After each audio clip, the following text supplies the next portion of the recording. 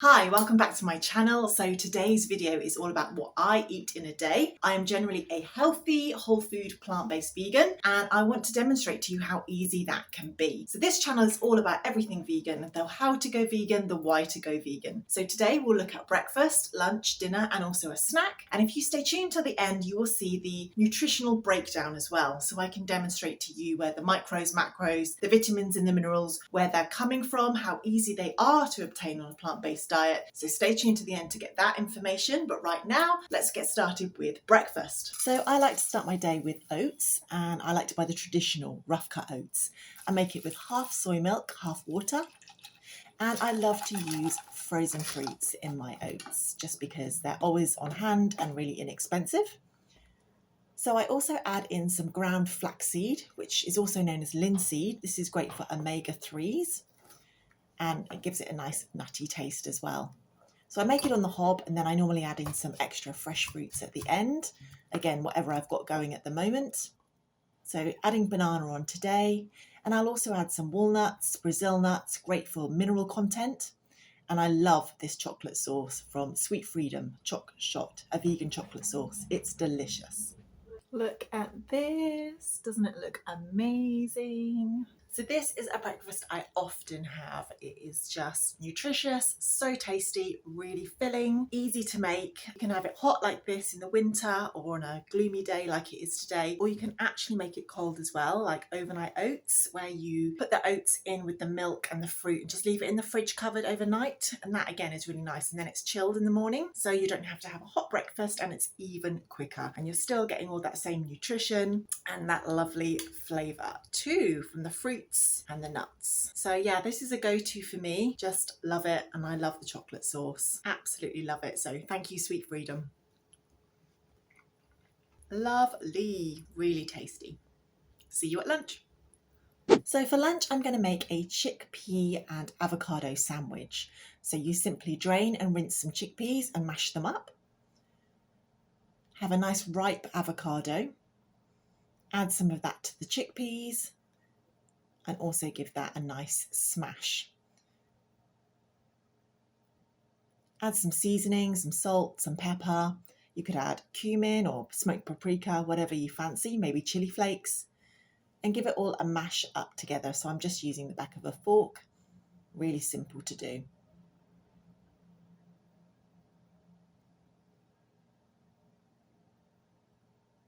And then you simply place this onto your bread. I've toasted my bread here, which I think just gives it a nice crunch, and add in some salad. So tomato, you can add lettuce, cucumber. These sprouts are absolutely delicious. Now you can make these at home quite easily. Today, as you can see, I've just bought them from my local store. But this sandwich is really, really delicious. Absolutely gorgeous. I've made one here for me, one here for my son. He's a teenager and he also really enjoys this too. So this is something that maybe your whole family could enjoy. And you can take this away with you as well if you're, packing a lunch to take out with you. Also really possible. Here is my lunch, chickpea and avocado salad sandwich. So this is a favourite. I know that bread looks so thin. I'll eat any kind of bread. This is rye bread. So this might be okay for gluten-free. I'm not sure. I would have to find out, but I just like it for the taste.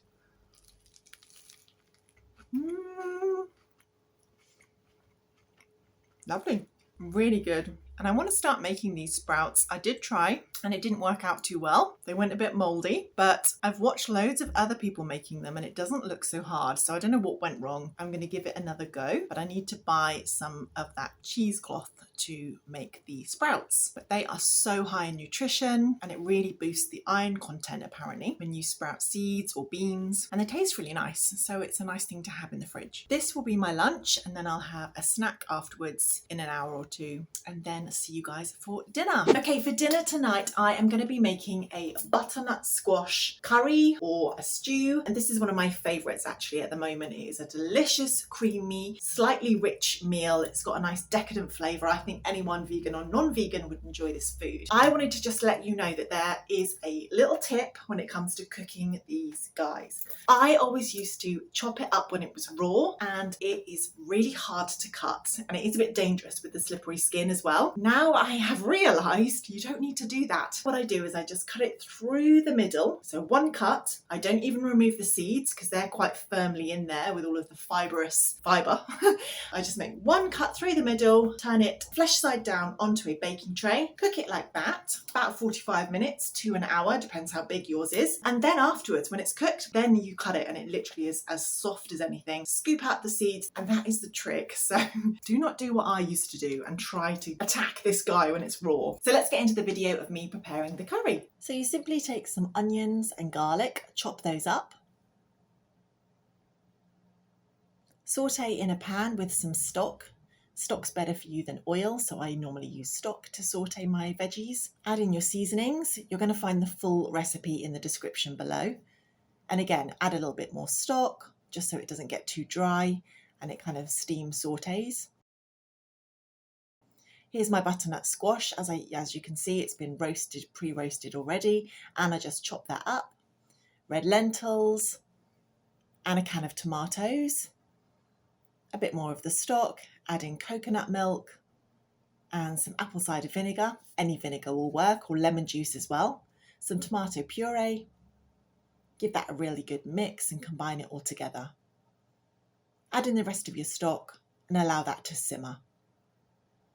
Probably about 30 to 40 minutes is a good amount of time.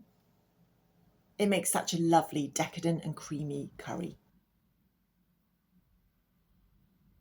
Okay, we're going to jump onto my computer now and we're going to look at the nutritional breakdown of those foods that I ate today. I don't worry too much about calories, if I'm perfectly honest with you, but I do worry about nutrition in the sense that I like to keep an eye on where things are coming from, what foods are high in X, Y, Z, and how I can utilize them as well, how I can make them more bioavailable. I can do other videos on those kind of topics if you would like, so please drop a comment if you would like to know more about that. But today's video is more about demonstrating how easy it is to eat a whole day vegan, and also how nutritionally dense it can be as well. So like I said, this was not really a calorie exercise. I had no idea how many calories it would come out at, but it turns out it was around 2,000 calories. I'm 5'9", so I'm pretty tall as far as women go. For you, it might be different. And of course, it depends on your goals and your current health status as to what calories that you need to be eating.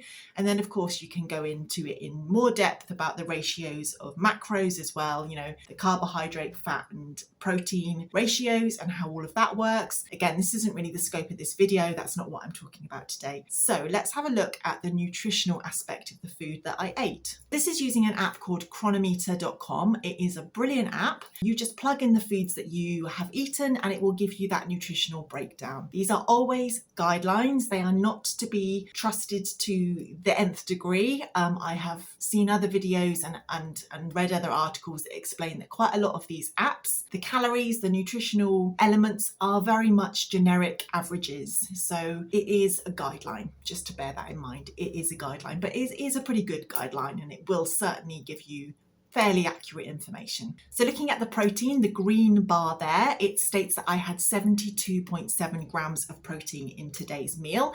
And it also states that that is 64% of my daily requirements. Chronometer.com, I presume actually is an American app. I'm not too sure. Over here in the UK, our national recommended daily intakes of protein for a woman my age and my size would be around 70 grams. So I think I've actually hit that protein quite happily.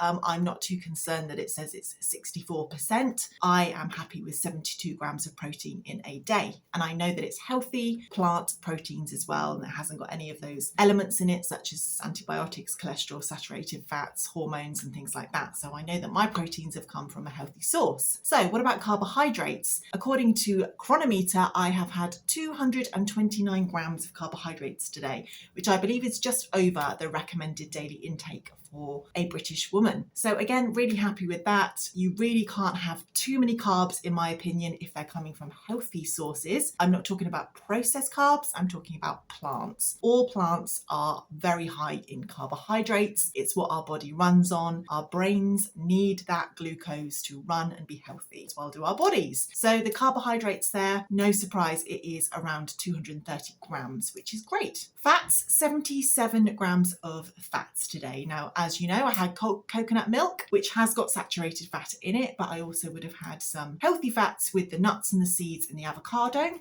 So 77 grams of fat today.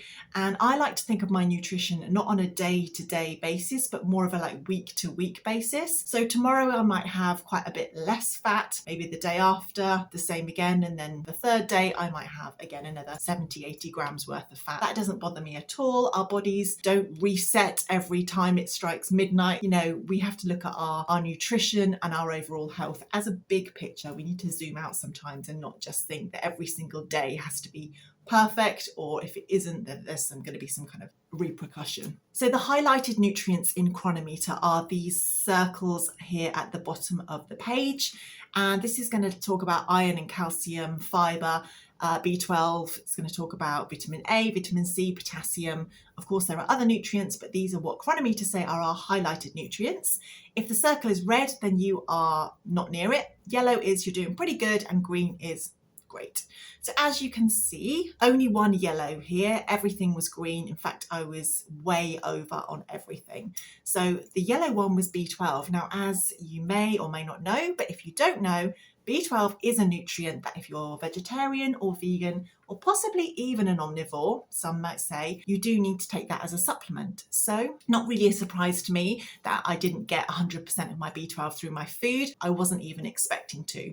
So those are just probably from some fortification in some of the foods that I had today. But I am really thrilled with my essential highlighted nutrients scores there. Big numbers and plenty of nutrients were absorbed. So let's have a look at the vitamins as well. So the B vitamins, the folate, vitamin A, C, D, E and K are all pretty good. Again, like I said, you're unlikely to reach 100% every single day, but you want to look at your lifestyle as an overall picture anyway. But I'm still really thrilled. The only one here was vitamin D that was quite concerning, only 22%. Now that doesn't really surprise me either, because again, as a vegan, it's your vitamin B12, your vitamin D, things like iodine as well, which don't even show up on Chronometer, but nevertheless are very important things to get and receive in your daily food, but might not come in the form of food. You might need to take a little supplement here and there. And again, that's not just a vegan thing, that can be a lifestyle thing. I live in the UK. Vitamin D is sunlight on our skin, produces that hormone, and we don't have much sunlight over here, as do vast areas of the globe. And it is quite often that a vitamin D supplement would be more helpful. Let's have a look at minerals as well. So the minerals was fantastic, really high in minerals. My diet today was brilliant with things like calcium, copper, iron, magnesium, manganese, phosphorus, potassium, selenium and zinc. So vital for good, strong, healthy body. As you can see, the one that's only at 54% is sodium. Now, having a low sodium diet, I don't think is a problem whatsoever. Of course, having a completely zero sodium diet where you never get any could be a problem, but my diet isn't like that because sometimes I will have some processed food. I'm not worried about sodium is what I'm trying to say. So my minerals are fantastic. I am way over 100% on all of those. So really, really happy. So the carbohydrates, like I mentioned before, I have gone over when it comes to carbohydrates, but all carbohydrates are not equal. And the carbohydrates that I ate today were mostly whole plant food carbohydrates. There is nothing wrong with having over 100% in that category whatsoever. If you are getting all of your carbohydrates from donuts and pastries and lots of things that are made from white flour and just general processed foods, then those carbohydrates are potentially going to cause you some damage. They are certainly not healthy foods, as we all know. So looking at the lipids, the fats in my diet, again, over 100% and in the healthy range. And omega-3, look at that, 113% on omega-3. That's because I made sure I had those ground flaxseed and those walnuts in the morning with breakfast, which I do every single day, because those are going to help my body convert them into the correct formula of DHA and EPA. So looking at the proteins as well, I'm really pleased with this. Like I said, it does state only 64% was reached. But over here, the UK guidelines are that I am actually spot on with the amount of protein I needed today. And as you can see, Chronometer lists out the essential proteins. There are more than this. These are the essential ones that we must consume through our diet. Other proteins can be synthesized inside our own body, but as you can see, I have managed to eat all of the essential proteins in varying amounts, and I will certainly change that up through the week depending on different meals that I have, but this I'm very happy with. So as you can see, Chronometer is great for giving you that peace of mind that you are receiving those essential and recommended daily intakes of vitamins, minerals, your macros and all of those things, and also gives you that calorie count if that's what you're looking for. I hope you found this video useful, and I would love it if you could like the video, give me a subscribe. It would really help the algorithm and help me to grow my brand new channel. And if you've got any comments and questions, just please drop them down below and I'll be sure to answer them. See you next week. Take care. Bye.